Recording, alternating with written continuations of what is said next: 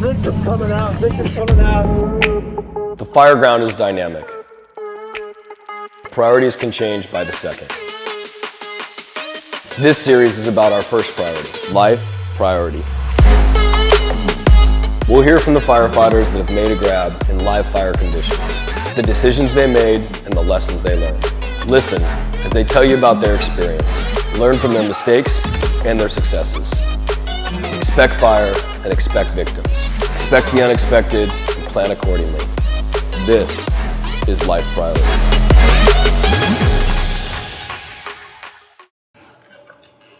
All right, Captain Whaley, thanks for sitting down with us for the Life Priority series. Thanks for having me. You can go ahead and tell us the events of your grab so we can all learn a little bit. My name's Andy Whaley, currently captain Truck 26 on B shift. Hired with Metro Fire in 2000, just prior to the merge. Prior to that, I had a few years in the military and some time as a federal firefighter before getting hired at Metro Fire. The rescue that I was involved with was in September of 2005, so it's going back quite a few years, but it's still very vivid in my mind as it was what I would consider a career call. I was working on Engine 109, Battalion 7, and we were dispatched in the early morning hours to report an apartment fire. Nothing more than that, no reports of anybody trapped or any victims. So we responded. The apartment complex was on Marconi Avenue, kind of between Engine 102 and Engine 109. So we responded, pulled in. The captain at the time was Chris Reed, and Chris and I was our engineer. We pulled into the complex. It was a two-story alcove apartment with heavy smoke showing from the second floor apartments. The configuration of the parking lot made it so it was going to be a long hose pull. I'd say between 150 and 200 feet straight off the front of the engine to the staircase of the apartment. There were some citizens at the bottom of the stairs saying that there were people upstairs. I pulled my hose line and started to set up and call for water at the bottom of the stairs. The hose was charged. There were some kinks. I was trying to sort out the kinks and actually had the citizen help me sort out some kinks, get my line ready. Went on air and made my way up to the top of the staircase. The fire was on the right-hand side, so it would have been the Bravo units on the second floor. Scratch that. Would have been the Delta units on the second floor. There was quite a bit of smoke coming out of that alcove, and initially when I made my way to the top of the stairs, couldn't tell which apartment was on fire. There was so much smoke, pressurized smoke coming out. So I made it to the top of the stairwell, made my way into the first apartment I came to on the right, and started a search by myself. Did a left-hand search through the apartment, made my way to would have been the last wall, going around from the left. Smoke was probably below my waist, maybe a little bit lower. Just remember it was heavy smoke conditions, not a lot of visibility. I made my way around doing the search best I could. Came to a couch and there was two legs sitting on the couch, kind of like I'm sitting right now. I came across two legs. Made my way up and got face to face with what was a citizen sitting on the couch, elderly gentleman staring right back at me. I just basically gave him a bear hug, picked him up, took him to the front door, got him down the stairs, went back up, grabbed my nozzle, and made it to the second apartment on the right, which was actually where the fire was.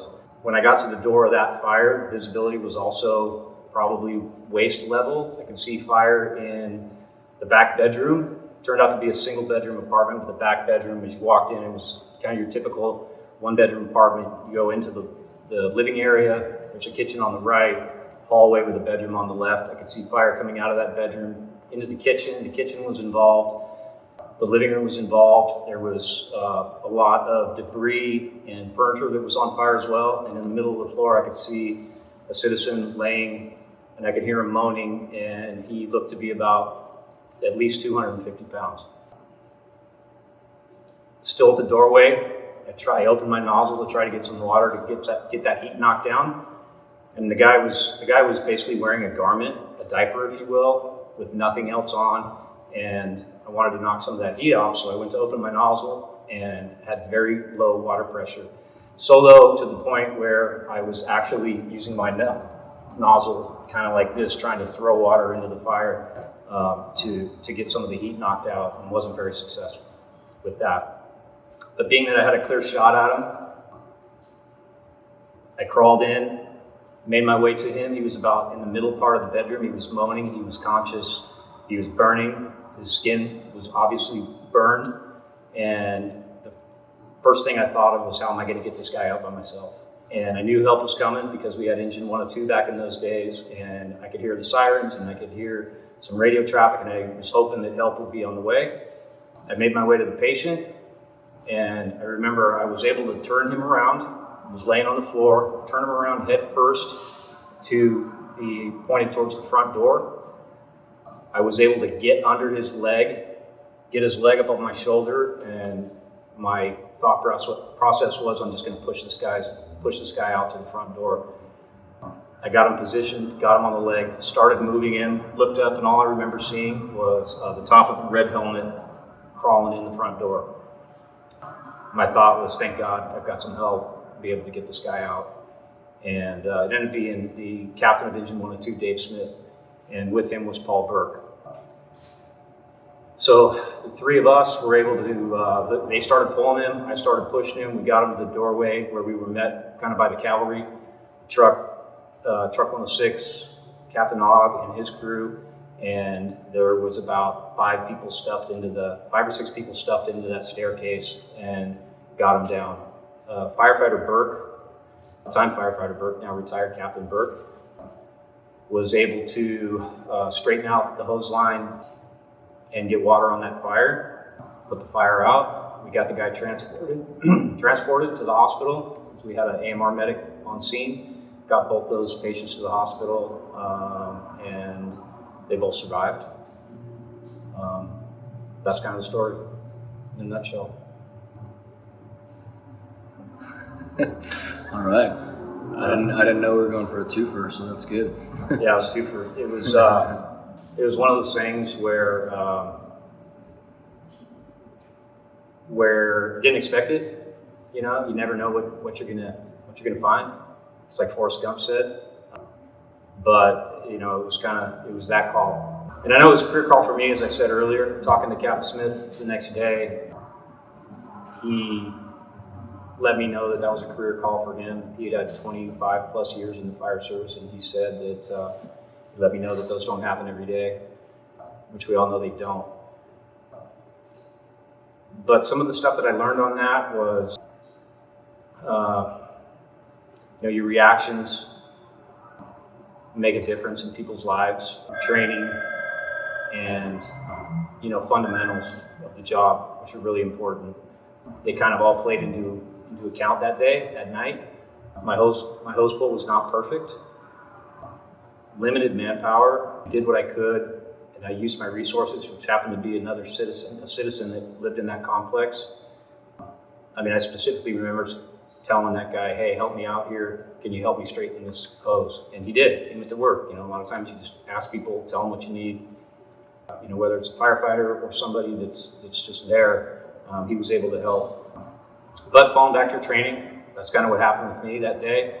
I didn't think coming to work that I'd be doing a left-handed search through a smoke-charged apartment complex and getting some guy out. And when I saw that guy face to face, his eyes were wide open. He was conscious and he was just looking at me. For whatever reason, he wasn't able to act and get himself out.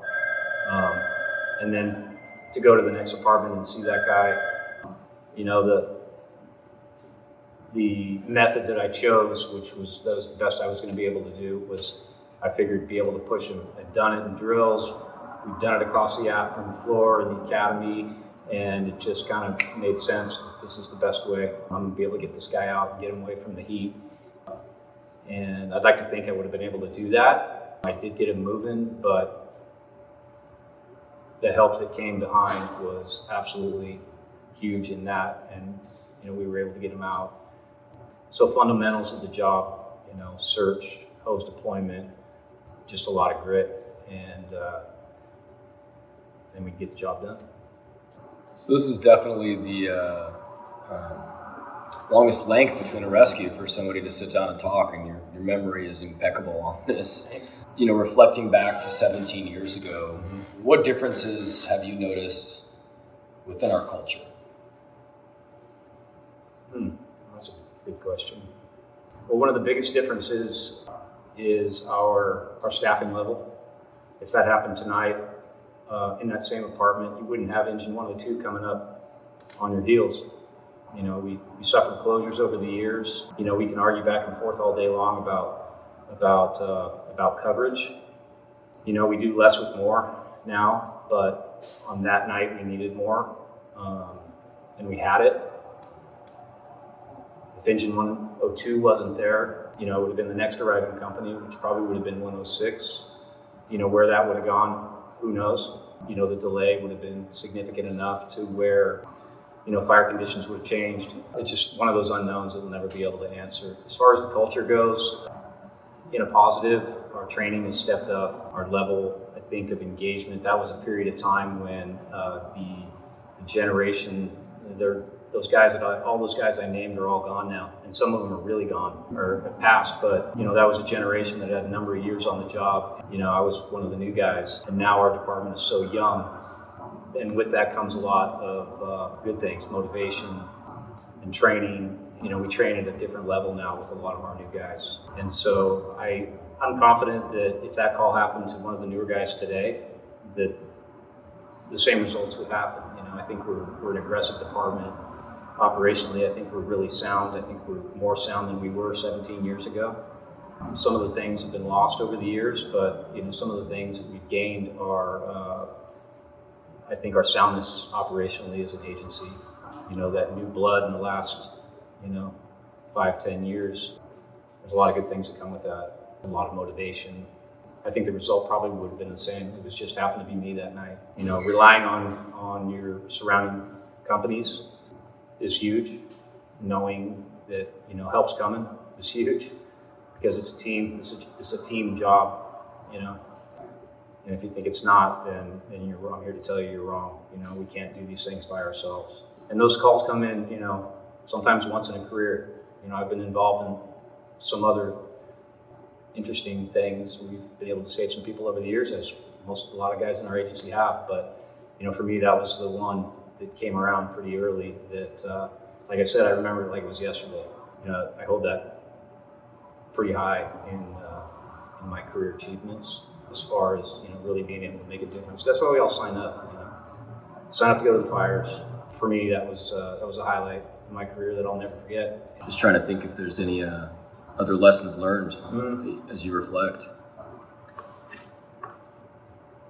We train in the academy. We train in pretty sterile environments, and one of the things that I kind of preach to younger guys is, size ups. Not just the captain's not always the one that's making the size up. Each rank needs to do their own size up when you're pulling a hose. Especially as a new guy, if you're pulling a hose into a working fire and you need to size up where you're going with that, everything that's in your way. For me, it was a pretty clear shot. I still ended up having problems. There's never, a perfect layout for a hose pull. You make the best of what you can. You read what's in the yard or what's in the complex, your corners and all those things, and you try to do the best you can. It always doesn't work out that way, but trying to overcome whatever obstacles you come up against, whether it's a bad corner, whether it's a tree, car, fence, all that stuff comes into play. Nothing ever goes perfect, but it's about the recovery, getting the job done as efficiently as you can. And quick water makes a big difference. They harp on you when you're new in the academy, coming out of the academy, kinks, but it's the truth. It'll make or break you. We had a good recovery after that, but it was a hindrance. Making sure that you've got your line where you need it, and especially, working one of the engines where it's a 3-person engine company. Now we're starting to get to where we should be with 4, which is great, and that's going to make a big difference. It's going to make a big difference on the fire ground and efficiency with crews. Just do the job as best you can and make good things happen. Fire service is about tradition.